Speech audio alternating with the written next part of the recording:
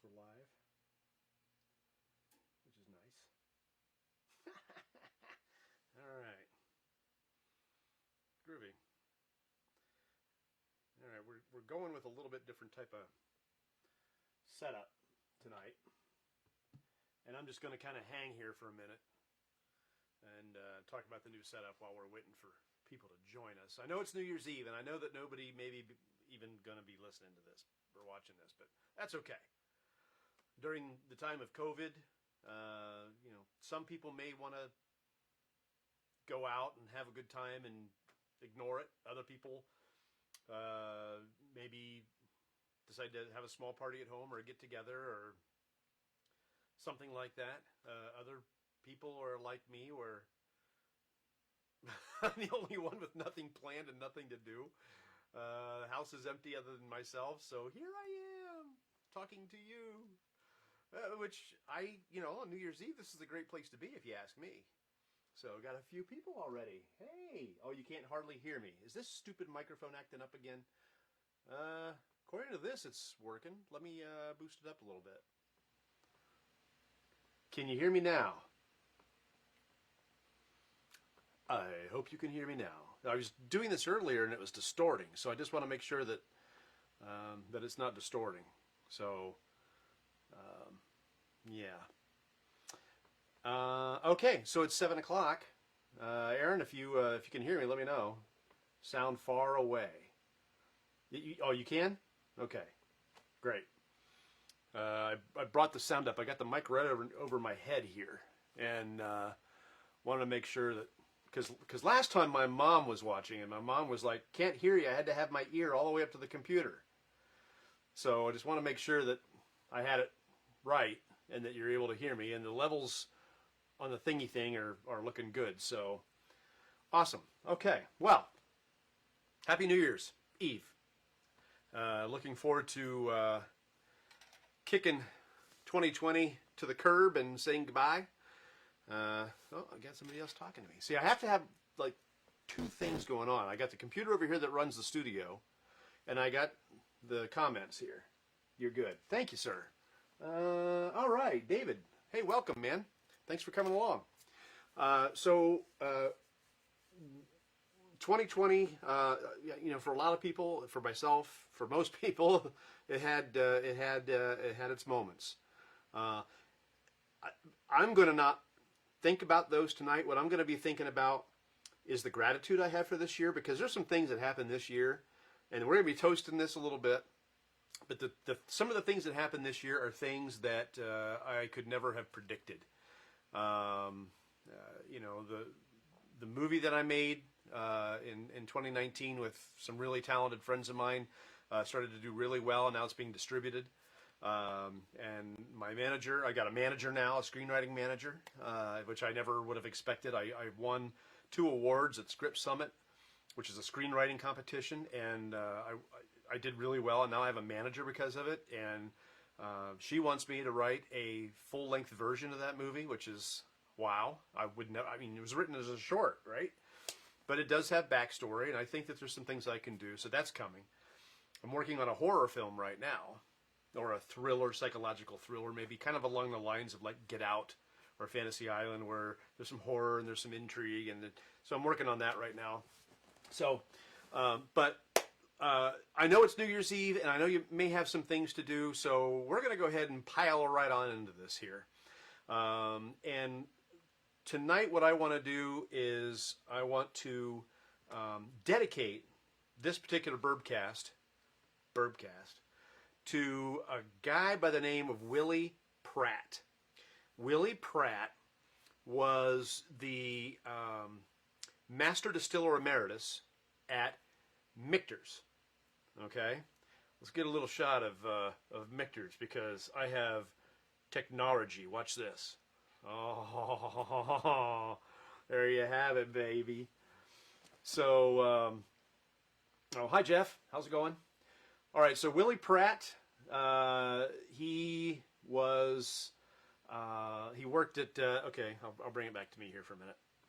He was 20 years old in 1962, and he left to go find his fame and fortune. And he moved from a mining town to go live in Louisville. And when he moved to Louisville, he started working for a company called Brown-Forman. And Brown-Forman was a distillery. And he worked for Brown-Forman until he retired at the age of 65. The thing about Willie Pratt is that his retirement didn't last very long. And he ended up turning almost right around and working as the Master Distiller Emeritus at Michter's. So, and he was there, he started off as the Master Distiller, and he worked there for a long time, and they've had 2 Master Distillers since him, but he continued to be involved with it, and he actually was still working there when he passed away last week. So, so I want to dedicate this program to Willie Pratt because he is part of a varied story that is really neat about Michter's. Michter's has a really great history. It's a bourbon that started off way back in 1753, and back then it was known as Shanks. And it's said that George Washington himself bought Shanks rye. It was a rye at the time. Back then it was made in Pennsylvania, and the ryes were very popular there. And the company, it was located where the rye was in plentiful local crop, right, in Pennsylvania. So so they started way back then, and then over time they moved, and I'll get to the history a little bit here in a minute, but they moved into Louisville, and that's where Mr. Pratt spent the rest of his life. Now, Michter's itself. So, are they part of the Bourbon Trail? Yes, and they are right downtown in Louisville. You can't miss it. That's where I got my my nifty cool T-shirt. All right, I bought it at the distillery when I was there last year, before all the COVID garbage hit. I was down there. I was doing live voice work for the Kentucky State Troopers Association. So I would go and I would sit backstage and I would read these narratives for their awards. So they had life-saving awards, and they had, all these different awards for these great heroes that wear the badge. And they hired me to go down and do it. Now, it didn't happen this year, at least not live, because COVID. And Kentucky got hit pretty bad, and they shut a lot of stuff down. My friend Aaron, who's watching now, was in Kentucky and went down there to the Buffalo Trace, and he said it was tough to find a place to eat. Everything's just shut down there. So, but anywho, I forgot what I was saying. Oh, the Bourbon Trail. So I was down there doing the Kentucky State Troopers Association, and I thought, you know what, I'm going to motor around and see what things look like down here. And I went to Woodford Reserve. Holy cow, is that place gorgeous. Oh my gosh, all the horses. Oh man, Woodford Reserve, dude. And it's in Woodford County. So that's kind of nice. So I went there, and I went to Michter's, and I went to Evan Williams, and I went to Old Forester, and I did go to Buffalo Trace twice, and neither times did they have Blanton's on the shelf. They said they'd have it. I went 2 days in a row, first thing in the morning, and they didn't have it. So, okay, that's fine. Over in Frankfurt. But anyhow, so Michter's. So it started off in Pennsylvania, 1700s, and it was a high rye, mostly rye, because again, that was the crop that was so plentiful in Pennsylvania at the time. And then over time, it was no longer known as Shanks, and sometime in the 1800s, or the 19th century, it became Baumburgers. And it was Baumburgers for a really long time. Probably until like the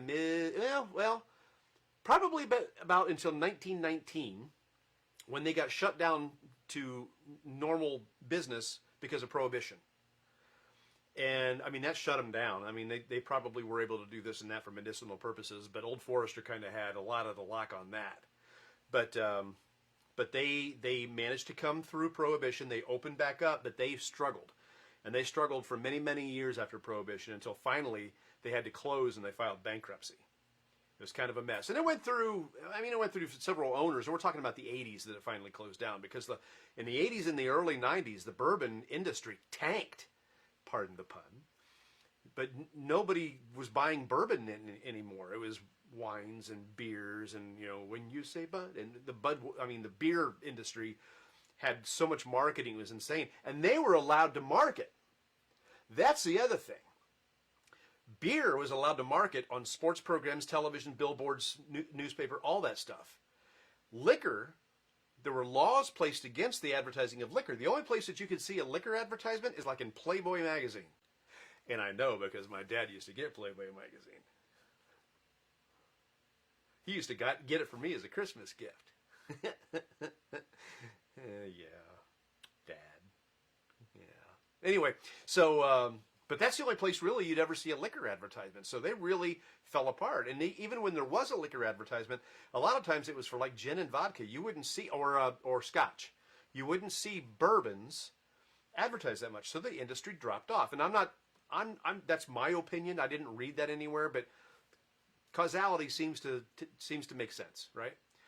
So somewhere in the 90s, the company was purchased again by the same guys that ran Brown-Forman, and that was Lou Forman, and another guy.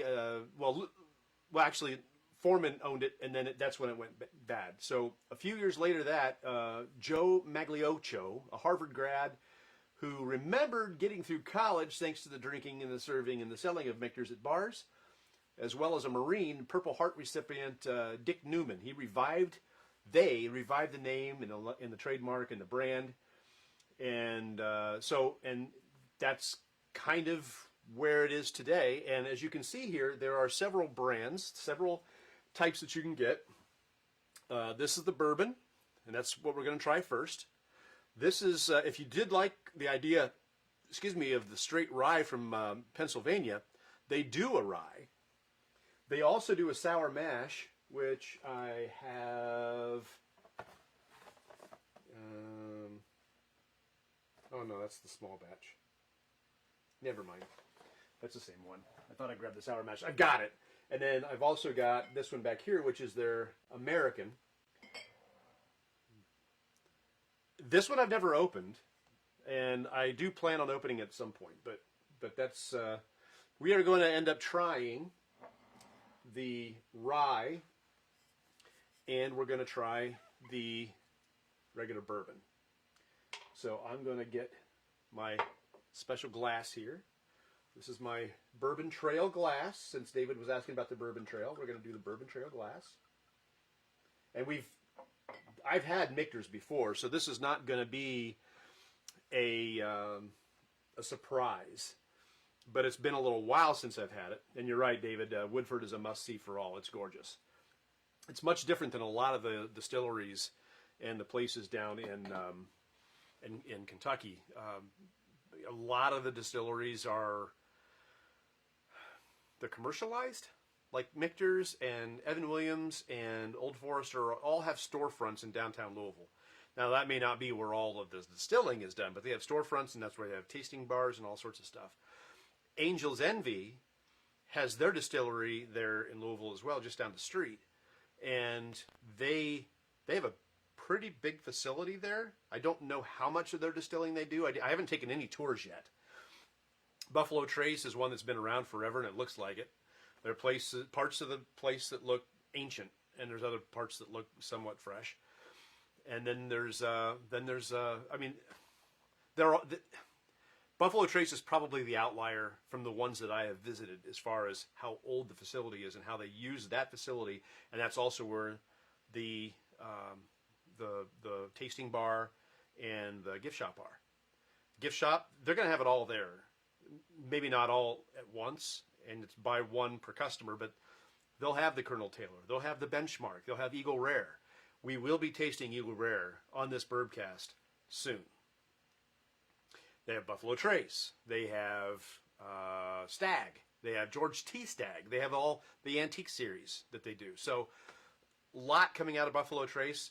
I just wish they would make more of it. More of it faster. You know what I'm saying, Buffalo Trace? Ramp it up. Would you mind? You got all those barrels. Empty them. Put them in a glass. Let's go. Went into a local bourbon store yesterday. Got a hot tip that they had Stagg Jr. And they had the Elijah Craig 18 year. And they had Colonel Taylor. And they had one of my favorites of all time, the Henry McKenna 10 year. And the only two they had left when I got there, I wanted another Henry McKenna. But it worked out. I have 2 bottles of Stagg Jr. I haven't opened them yet. But it worked out because I got the Elijah Craig 18. And they would only, of all the 4 bottles, they would only let you buy 1. Of all 4. You couldn't buy 1 of each. 1. So I got the one that I didn't have. I have Henry McKenna, and I have Stagg Jr., and I have Colonel Taylor. I didn't have the Elijah Craig 18, so now I do. Now I need another one so I can open that one, because I hear it's fantastic. So, all right. So this is the official glass of the Kentucky Bourbon Trail. I bought this from a company called Wasserstrom, or something like that. Wasserstrom, I think. And I was really pleased with the price. I got 12 of them for like $40. I was really happy about the price of these. I really like these glasses. They clean up, shine up, really, really nice. I'm probably getting fingerprints on them now, but so it's New Year's Eve. I'll wash them and they'll be clean for tomorrow. I have this one. And of course I do have the one that's traditionally known for Scotch, the Glencairn glass. And we'll do the rye out of this glass in a little bit. Right now I'm going to stick to the bourbon glass for the bourbon. And then, of course, we are going to try some stuff on ice. I told you the ball was going to drop on New Year's Eve. I got 2 ice balls, one for the bourbon and one for the rye. So we're going to do that. Okay. Yes, I've got a Band-Aid on my finger. I got a boo-boo. I found out how sharp my knives are. I'm going to check comments, see if there's anything I'm missing. Mr. Blake. He's annoyed that I haven't drank yet. See, Mr. Blake is somebody that can't wait. I like to let it sit, especially a brand new bottle that I've just opened. It's got to sit. It's got to breathe. It's got to, you know? So I will try it. I'll try it now. First, we're going to do the bouquet. Who's talking to me now? Ice is for cowards. I agree. The only reason I do ice for these Bourbcasts is so that I can give you the experience of what it's like to put ice. Like there's some bourbons that we've tried and we put ice on, and they're wonderful without ice, and you put ice on them and they lose everything. One of those was Blade and Bow. Blade and Bow is one that you can, I've never found it outside of Kentucky. And it's really, really good, neat. But the second you put an ice cube on it, it loses everything. It loses all of its character. I mean, it still has flavor, but it's just gone. There's nothing. So we're gonna take Michters to the nose. Again, I've had Michters many times, but this is a bottle that isn't super easy to find. It's about 50-50. You show up and sometimes it's there and sometimes it isn't. I see it more at Kroger's than I do at some of the other stores. Just saying.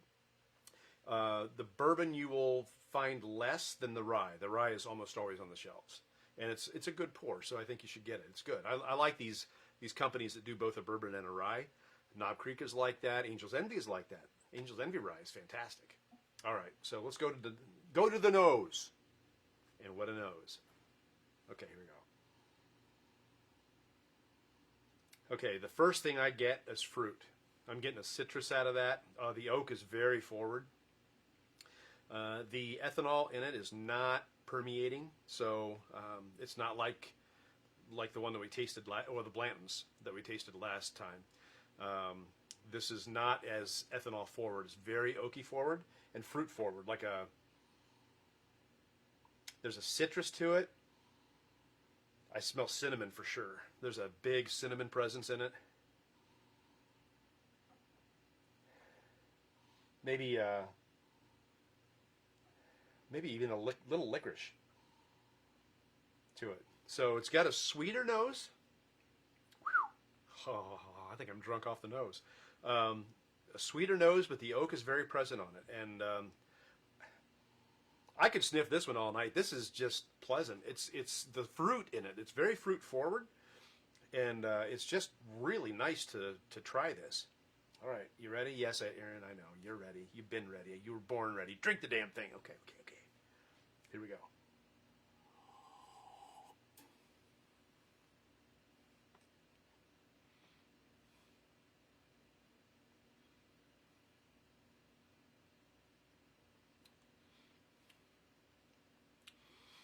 The first sense that I get from the Michters is how dry it is compared to other bourbons.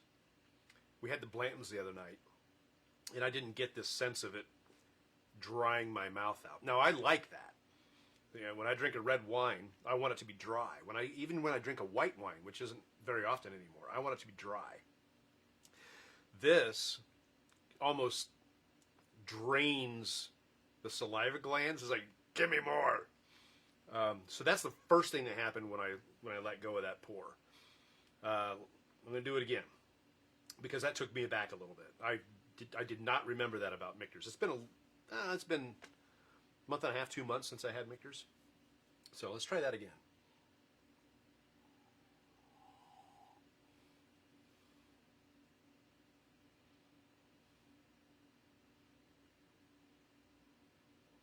Okay, so there's still it's a fruit. I can't tell you right now what it is. It's not, well, it could be raisins because there's a little bit of a sweetness to it. The oak stays with me. The licorice a little bit stays there. The cinnamon definitely is still there. On the palate, I'm getting a strong sense of honey, and I really love that sense of honey in a bourbon. It's something I didn't get as much with the Blantons last week. I'm getting a lot more of it. I didn't get it on the nose at all with the Michters, but I'm getting it on the palate with Michters. I apologize. Sorry.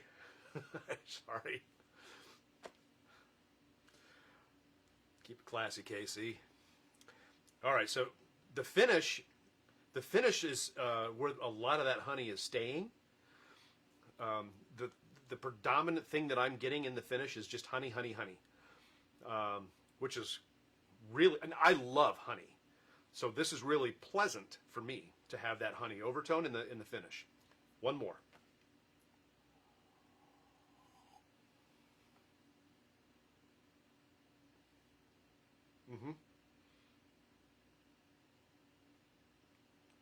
See, now that time, it may be because of the finish before, or maybe because I'm aware of it, but the honey is shouting at me now.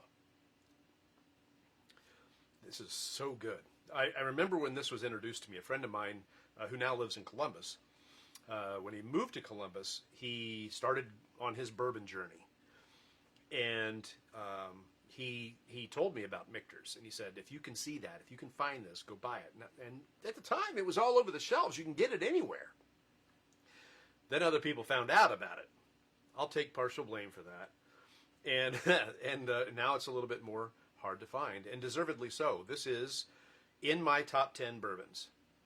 I don't remember where on my top 10, and that top 10 continues to evolve as I try new things and enjoy new things. But I might even say that Michters is in my top 5. This is one of my favorite bourbons. I really, really like this, and I just spilled it on myself. What is the matter with me? Okay. Yeah, that's wrong. I'm sorry. I'm sorry. I'm sorry, Mr. Pratt, Willie Pratt. Rest in peace, and I'm sorry I spilled your bourbon. You know, this bourbon that I'm drinking right now, there's a good chance that he had a hand in this. That makes me happy to know that the person that we're dedicating this show to may have actually had his fingers on this particular barrel of Michter's. All right, so we're going to need to change things up a little bit because we're going to switch to the rye here shortly. So I'm going to get the ball's dropping. Oh, the ball dropped! Yay! Happy, almost here! Yay! The ball has dropped. All right. Let's see. What do we got here? Hi, Jackie. How are you? Good to have you, Chris. Ice is for Cowards watching with us. Great. Jackie, it's nice to have you along. Thank you for watching. I hope you enjoy it. As we do this, we get more and more people that come aboard and want to see the Bourbcast. And eventually, when COVID is over, we're gonna involve other people in this. It's not going to be just me bloviating by myself and tasting and being silly. Oh, I'll still be silly and I'll still be tasting, but I'm going to have other people involved, and we're going to talk about some other things too. It's not going to be just the bourbon. We're going to involve some other things too. And I'm thinking about doing a podcast that'll have other people on it too. I don't know. This could go forever. I'm going to have fun with it. So I am going to take what's left in this. Oh, Jackie, I'm sorry. I'm sorry. I don't mean to do that. I'm sorry. Okay, so we're going to just pour this over the ice. I don't know about you, but that just isn't enough. We got to put more Michters in here. Come on. Jeez. Yeah, that's the bourbon. Oh, I didn't put the cap back on, or the cork back on. I did that last time. All right. So I'm not going to give it much time because I like it neat, and I need to just get it to the point where it's cooled off so I can find out what the new characteristics are once it's been wussified. So here we go.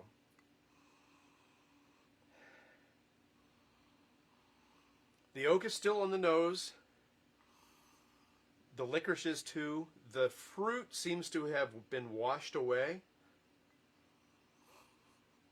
The ethanol is definitely almost non-existent now. There was some in the nose before, but with the ice in it, and it hasn't melted much. This is just an ice ball, and a good ice ball like this doesn't melt very quickly. It'll stick around for a while. Just the coldness of the drink has deflated the ethanol in it. And it continues to deflate more and more and more, so I got to get to it.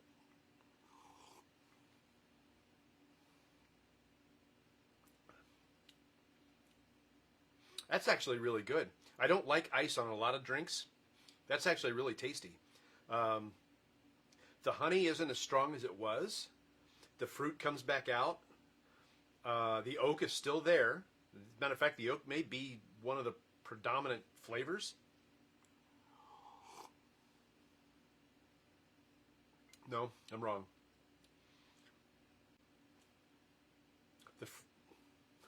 I don't know. I can't tell you.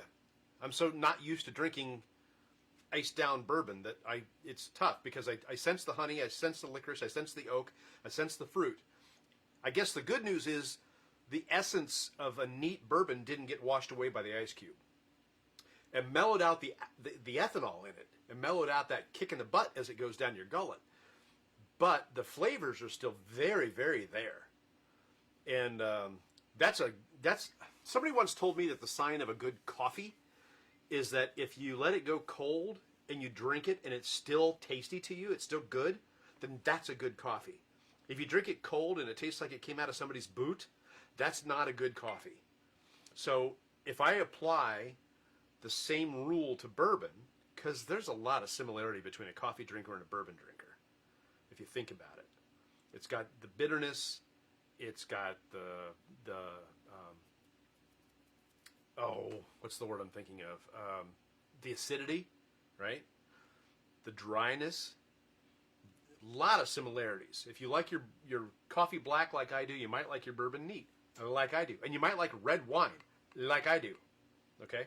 But icing this down didn't do anything to it, except for cool it down and take out some of the bite of the ethanol.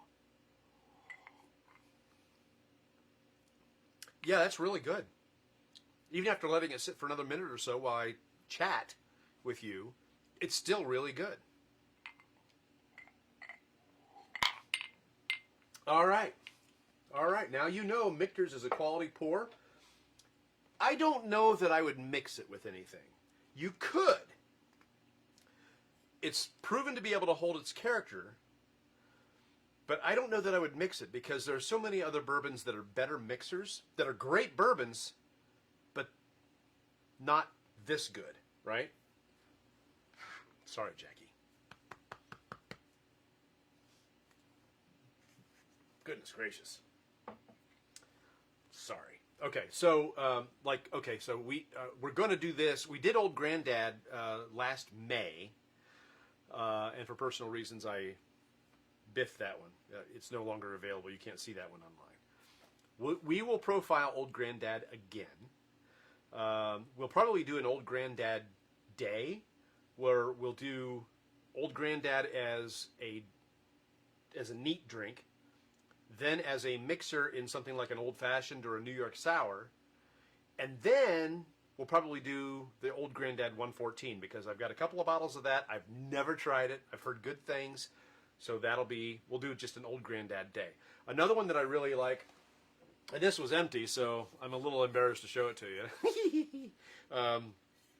Evan Williams, the 100 proof bottle and bond. This is like a $16 bottle of bourbon. And this is fantastic on a budget. I wouldn't put it up to like a Michter's or a Blanton's or a Evan Williams or the single barrel, but if you're on a budget and you want a good bourbon, this is really, really good. I can drink this neat and be very, very happy, as you can tell. It's empty. But this is a good mixer too. Another one that's a good one neat, just the way it is Larceny. But that one makes a good mixer, and it's a lot cheaper than Michter's or some of the. This is $16. Old Granddad 100 bottled and bond is, I think, about $14, $15, and the Larceny is, I think, $23 for a 750 milliliter bottle, somewhere in that $20, $25 range. So they're not super expensive bourbons. Those are good mixers. All three of those are decent on their own. Old Granddad, probably the bottom of the three. This one, gosh, it's right up there with the Larceny. The Larceny's good. And so is the Evan Williams. And they just changed their label. We talked about that last week. All right, let me catch up on comments. Let's see. And at 17 to 20 years, there's only about 15 to 30% left in a barrel from evaporation. And Jeff agrees with me that Old Granddad is a great mixer. Oh, Aaron is imparting knowledge about Buffalo Trace because he's the friend that went down there a few weeks ago and took the tour. And on one hand, I'm a little jelly, and on the other hand, I'm not, because when I take the Bourbon Trail tour, I don't want to do it with a mask on. I just don't. There's something to be said about having the oxygen in your mouth, in your nose, to help you taste the bourbons better. And to cover that up and to have your recirculated air, I get it. I know why. I get it. Doesn't mean I have to like it. And if I'm going to take the Bourbon Trail tour, or at least a couple stops on it, eventually I want to do the whole thing, and I know you do too. That's why you're here, so we can talk about this stuff.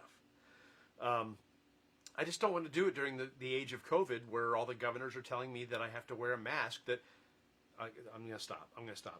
This is not a political place. I'm not going to go political. I'm not. Straight rye. I don't know how close this is to the original. Well, at the time it was Shanks. I don't know how close this is to the original Shanks recipe.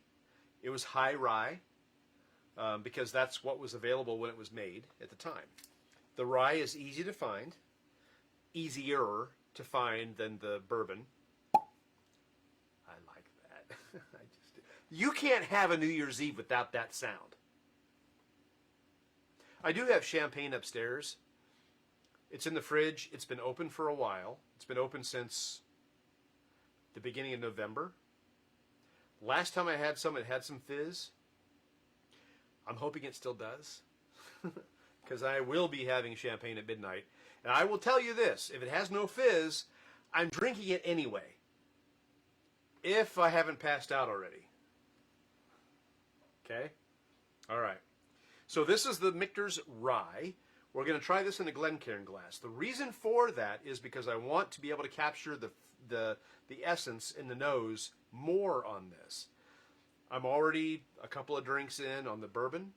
I want to be able to sense the nose better. And this is going to help me do that. This glass is normally one that's used for Scotch. And Scotch is it's a whiskey, but it's a different thing. And Scotch has a tendency in some cases to be more smoky. I like a good smoky Scotch, whether it's the Johnny Walker Blue label or whether it's, well, the Double Black is good too. It's smoky like the blue. It's just like a poor man's blue. The Double Black is very tasty. Lafroig, that's very smoky. It's like chewing on a campfire. But I like that. I like the smokiness. And this has got some smokiness. The Michter's bourbon has got some smokiness to it. I think that's what I'm capturing out of the oak is the smokiness, because it has to be a charred barrel, right? So the rye, we're going to get this poured so it can breathe a little bit. It's going to breathe less in this glass. The Glencairn glass, because it doesn't have the opening, it doesn't have the amount of air being able to get to it, it will open up. It will normally take longer to open up in a glass like this than it will be in a glass like this. But I know that. I'm not going to let it sit because one of our audience members is impatient. But I am going to let it sit for a minute. I'm going to look at here. One of the things that I found out about Michter's is, and this is the bourbon, not the rye. Michter's today, the mash bill is generally unknown. They don't publish their mash bill.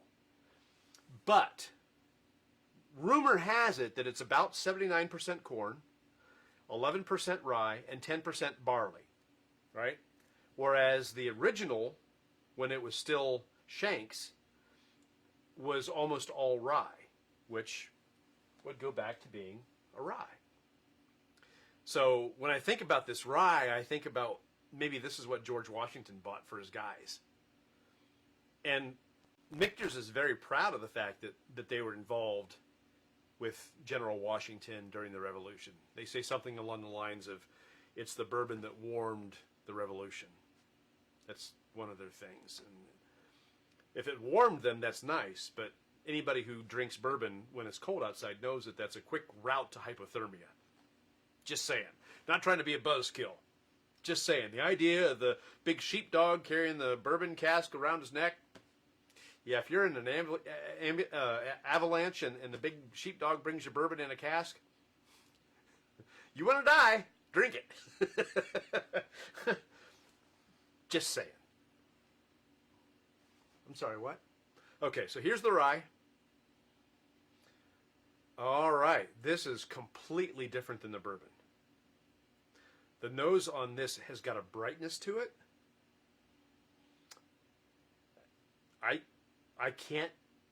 I don't know what that is. It's very bright. It's the words that I use, I try to be descriptive when I say bright. There's something about it that is just overwhelming. And it's not a heavy,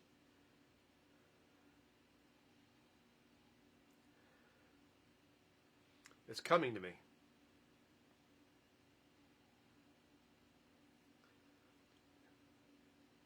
I want to say it's almost like lime. It's definitely a citrus. There's an acidity to it but it's reminiscent of lime to me, just on the nose. Now, rye is going to be, it's going to have more punch. It's going to be generally grassier, and it's going to have a different flavor profile than bourbon, because bourbon's 51% corn. Rye is at least that much, and then more some with the rye.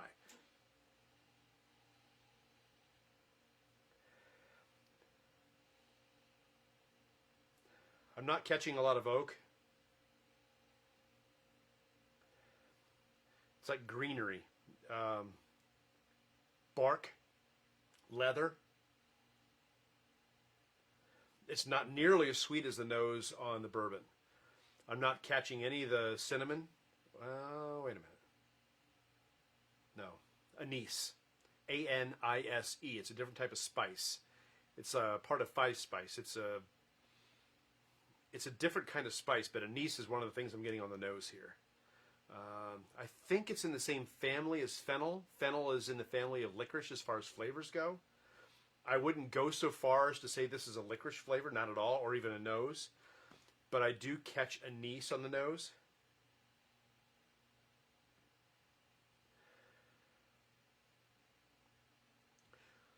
That seems to be the overwhelming thing. The ethanol is there. I might get high. I'm just like smelling.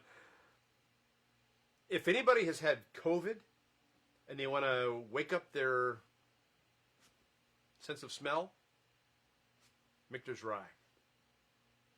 Try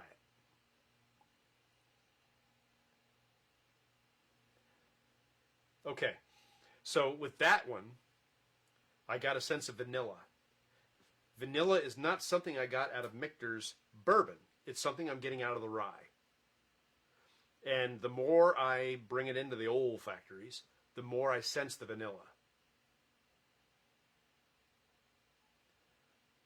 It still seems very grassy. But the vanilla is there. I'm seeing comments pop up, so I'm going to see what we got here. Jackie, the other Jackie. Now, Aaron, don't flip off your new fiance. Come on.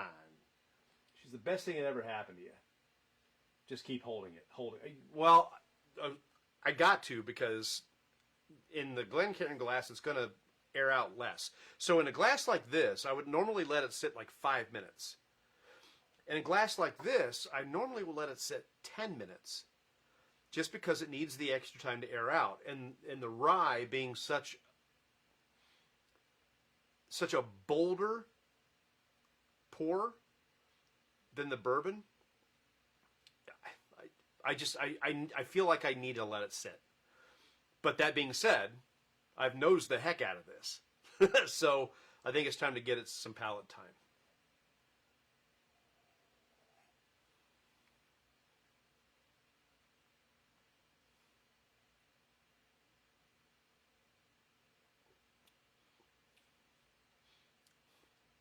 Golly, that's good.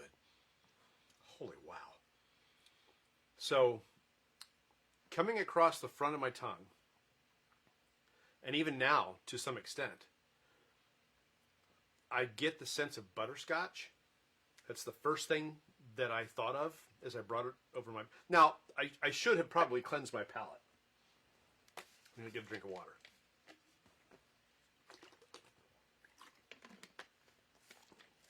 Okay. All right. Let's do that again. The water was an excuse. I really like it. So the first thing that on that last pour, or that last taste that I did, I caught butterscotch and I caught honey on the palate. I didn't expect either one of those. So I'm thinking that after I've cleansed my palate and I've used some water, when I do it again, I'm going to get something different. So let's find out. Shall we? I think we shall. Thank you. I appreciate it.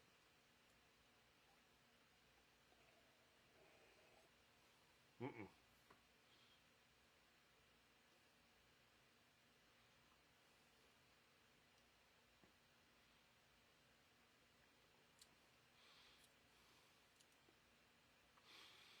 See, that rye is so sweet to me. It's not nearly as dry as the bourbon. I did catch butterscotch again on the front of my tongue. And then honey as it came across as well. I'm not getting it in the finish, though. In the finish, I'm getting something else. Caramel. I'm getting a caramel finish. It is a darker caramel. It's not super sweet, which I wouldn't expect a rye to be. And the sweetness that it is already has surprised me. But I'm getting a caramel in that finish. When it's left behind, when it's all down the gullet, when it sits there for a minute, and when you have to think about what is the flavor that's left behind, that's the finish. It didn't go down as harshly as other ryes, like a Knob Creek rye. When you'd swallow it, you remember that, right? And rye is always more spicy than the bourbon. That's because it's rye. That's what rye is. It's especially in certain cases like the Knob Creek. I'm sorry, Jackie. The Knob Creek is a spicy rye. This one isn't hitting me as hard as like the Knob Creek or some of the other ryes out there. And we're going to be doing some ryes this year too. I've got some special ryes. Whistle Pig is not one I like. I will taste it for you. I will do a tasting. There's one I've got. There's a bunch of different Whistle Pigs. I'm not a fan of it, at least not the one that I tried. But we'll give it its due diligence for you this year. We're going to do this year. I stopped last May. That was the last one until just before Christmas. So this is something I enjoy doing, and I know that I have people watching, and that tells me that you like it too. So 2021, that's the year of the Bourbcast. Share it with your friends, if you wouldn't mind, please. We do have a companion website, which is all about the photography and tasting notes, and that is beautifulbourbon.com. The website has been completely revamped. There may be a time I start doing merch, but right now I just want to talk about it. I want to take pictures of it. I do have a picture of the Michters that I took today, which I will post when we're done with this, because I actually rather like the photo. It's a neat photo. I took a bunch of them. A couple of them were out of focus, and that's just my eyes being poopy. I'm old. Okay, one more in this, and then we're going to transition to the ice. Okay?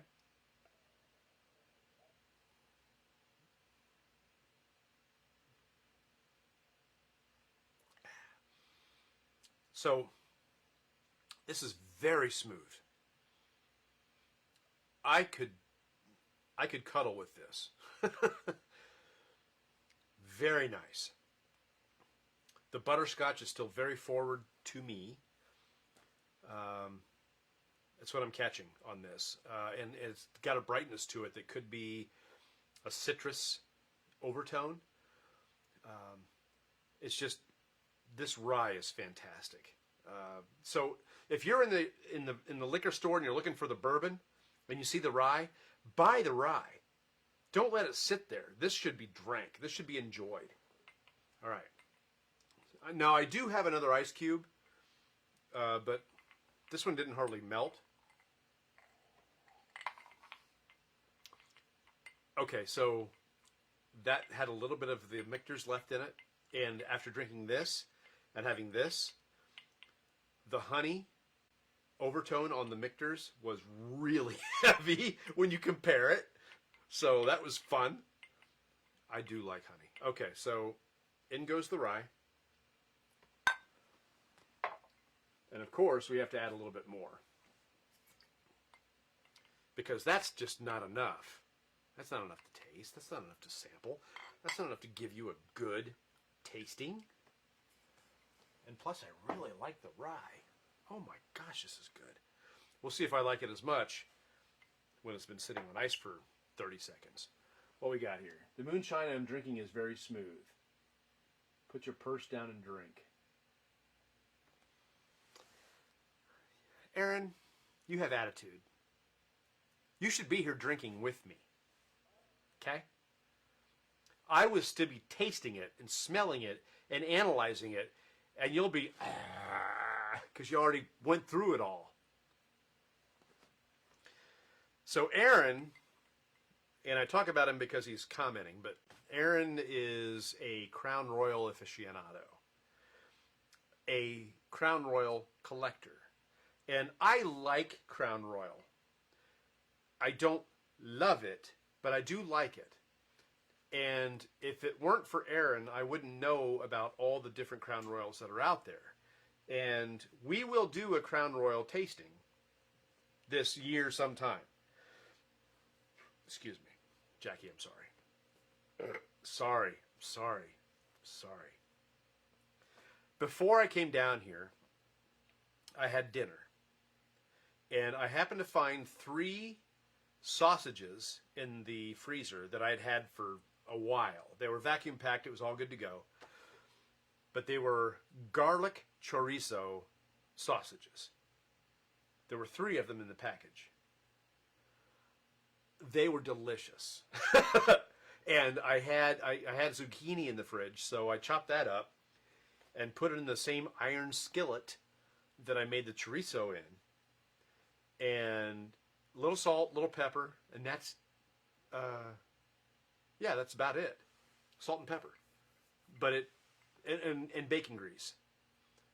In an iron, oh my God, it was the best dinner, and I'm probably still expressing my love for that meal, so I beg your pardon. People are talking. I have to look. Excuse me. Aaron is the one who needs to put his purse down. And to think I just had sausage. I did. I did have sausage. And it had a casing on it, which you're too sissy to eat. I almost dropped my bourbon trail glass. All right, so this has been sitting here for a minute. Let's try it. The rye on ice. The ball has dropped once again. No, it's not 2022. Not even 2021 yet. God, can this year end now, please? Okay.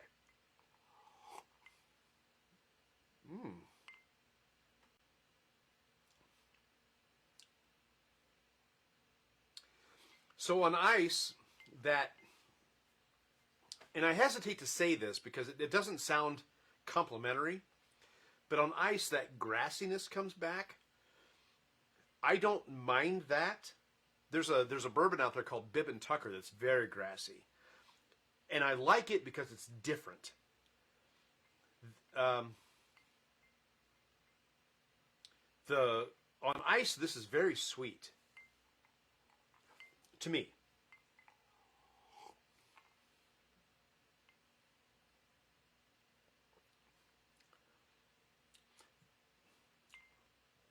There's an oakiness that comes out on ice that didn't come out before. This is really good on ice. I like it really well, neat, but I like it really nice on ice too.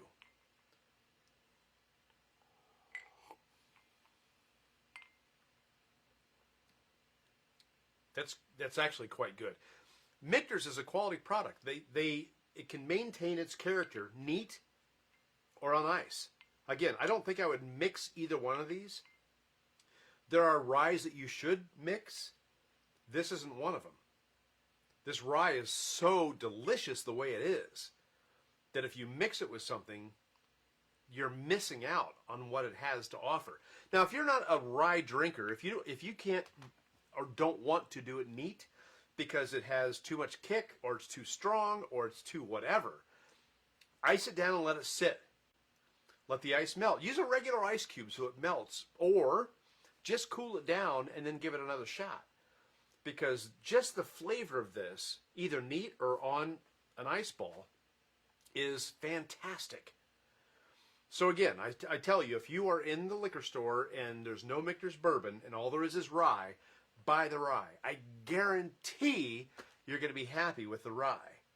Now, I know some comments have come in, and there they are. I can't see them without putting on my second pair of eyeballs.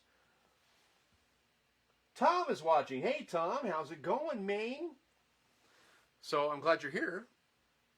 We're just about done because it's already 7:52, which means I've been talking for almost an hour, which is double the length of my normal Bourbcasts. But we did do 2 drinks. It wasn't just one, it was 2. We had to let it breathe, and we had to smell it, and we had to taste it, and we had to offer notes on it, and we had to look at all the snark and the infighting between man and woman. Let's wrap up 2020 with a positive note.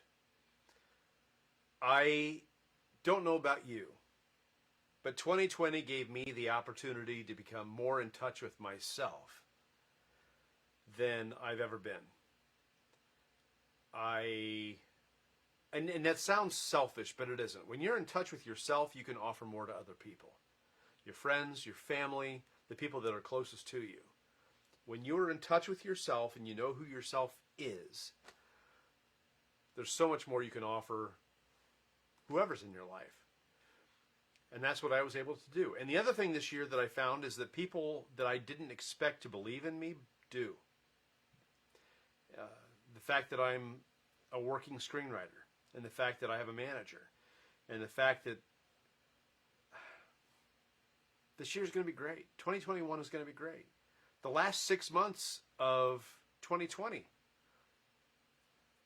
some of it sucked. Yes, I was going to use an expletive. Sorry. I didn't do it though, so not so sorry. But anyway, some of it sucked. 2020, there's a lot of suckage. There's people out of work. There's people whose relationships have fallen apart. There's just a lot going on in 2020. That's why I'm happy to say goodbye to it, even though so much of 2020 has been so positive. I challenge you to write down 5 things about 2020 that you are grateful for. It's tough. But if you can come up with 5 things in 2020 that you're grateful for, you will view this year in a totally different way. I'm grateful that I didn't have to go on unemployment. I'm grateful that I found out who my true friends really are. I'm grateful that I won awards in a screenwriting competition.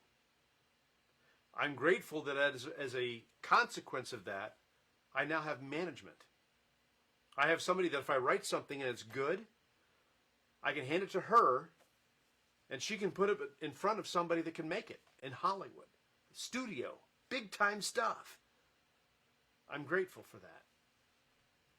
I'm grateful that I've never been closer to my kids than I am right now. That's 5. I'm grateful that I'm starting these Bourbcasts again, because while I wasn't doing it, I was getting people tagging me in posts and asking my advice and saying, what do you think about this and what do you think about that? I'm grateful for that. There's a lot about 2020 I'm grateful for. Most thing I'm grateful for about 2020 is that it's almost over, to be truthful. So, number 7, going back, I'm grateful that my faith in God has deepened this year. He has revealed himself to me, and not to get too deep and too weird, but if you want help deepening your faith, if you have an issue with your relationship, I can help you make it more faith-based. I can help you bring faith into your life.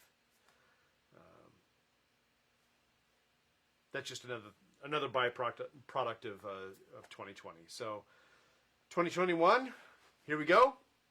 Looking forward to it. I would say that it couldn't get any worse.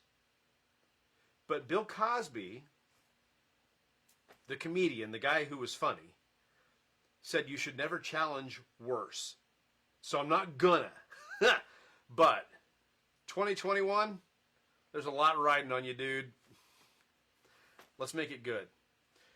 I want to thank you. This is a toast to you.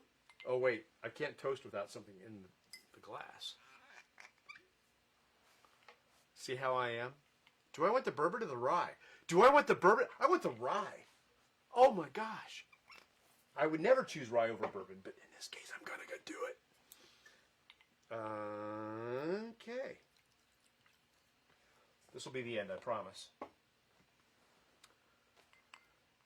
Hold a glass up if you got it. I'll wait.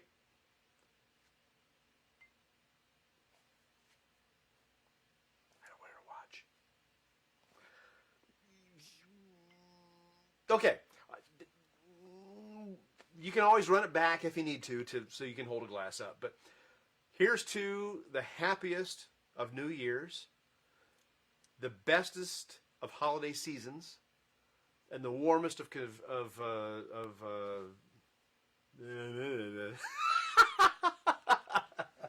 the warmest of bourbons to you in the new year.